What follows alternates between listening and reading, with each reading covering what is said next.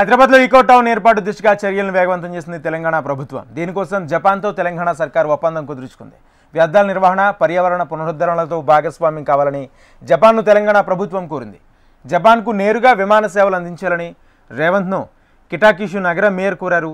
పౌర విమానయాన శాఖతో చర్చించి త్వరలోనే అందుకు తగిన ఏర్పాట్లు చేస్తామని సీఎం రేవంత్ హామీ ఇచ్చారు. గ్రీన్ ఇన్ఫ్రా కోసం కలిసి పనిచేయాలని సీఎం రేవంత్ కోరారు. ఇదే అంశానికి సంబంధించి పూర్తి సమాచారం మా ప్రతినిధి అశోక్ అందిస్తారు. అశోక్, సీఎం రేవంత్ రెడ్డి జపాన్ లో పర్యటన కొనసాగుతుంది. ఇవాళ 6వ రోజు పర్యటన ఉంది. అయితే నిన్న కీలకమైనటువంటి ఒప్పందాలు సీఎం రేవంత్ రెడ్డి ప్రభుత్వం చేసుకుంది. ఇవాళ కూడా వరల్డ్ ఎక్స్పోలో కూడా సీఎం రేవంత్ రెడ్డి బృందం పాల్గొంటుంది.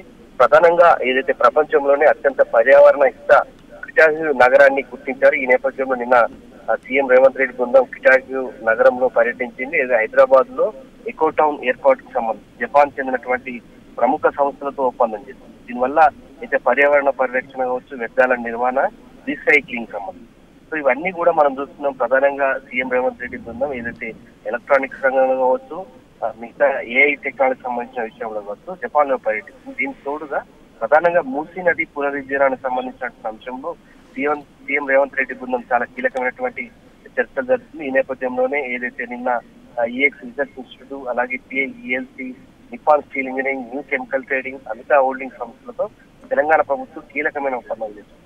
ఈ ఒప్పందాల వల్ల ప్రధానంగా హైదరాబాద్ కు సంబంధించి శుభ్రమైన సుస్థిర నగరంగా తీర్చిదిద్దే అవకాశం నేపథ్యంలోనే ఒప్పందాలు జరిగాయి. దీంతో పాటు ఇవాళ కీలకమైనటువంటి ఏదైతే వరల్డ్ బిజినెస్ ఎక్స్పో దాంట్లో సీఎం రేవంత్ రెడ్డి బృందం పాల్గొంటుంది. ప్రధానంగా ఎమేషియమా నగరంలో ఈ తెలంగాణ పెవిలియన్స్ ను సీఎం రేవంత్ రెడ్డి ప్రారంభిస్తారు. ఇక్కడ జరిగేటువంటి ఏదైతే బిజినెస్ రౌండ్ టేబుల్ సమావేశంలో కూడా పాల్గొని ప్రధానంగా పెట్టుబడులకు సంబంధించిన అంశంలో సీఎం రేవంత్ రెడ్డి పలు సంస్థలకు చెందినటువంటి సిఇఓలు, ఎండీలతో మీటింగ్ అయ్యే అవకాశం మనకు కనిపిస్తుంది.